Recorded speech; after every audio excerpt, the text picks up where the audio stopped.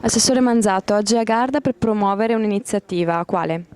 Ma quella di tre giorni a Garda di pescato adriatico in lago. Stiamo portando sostanzialmente le grandi qualità della forza ittica che abbiamo nell'Alto Adriatico in un territorio importante come quello del lago di Garda.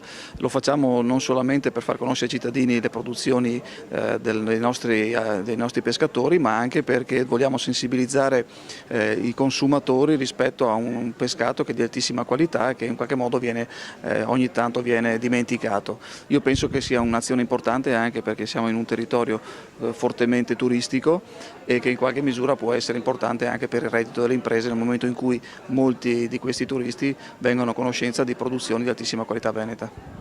Oggi è sottolineato che è importante la promozione ma anche la cooperazione con i vicini paesi.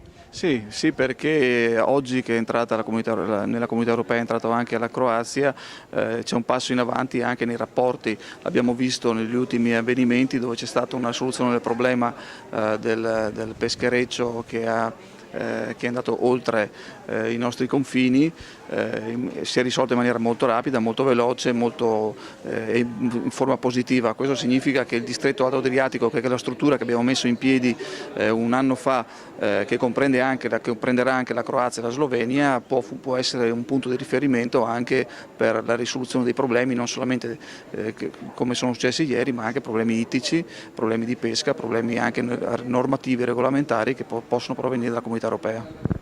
Cosa chiede quindi al governo? Chiedo più concretezza perché la concretezza è legata poi anche alla competitività del nostro sistema imprenditoriale.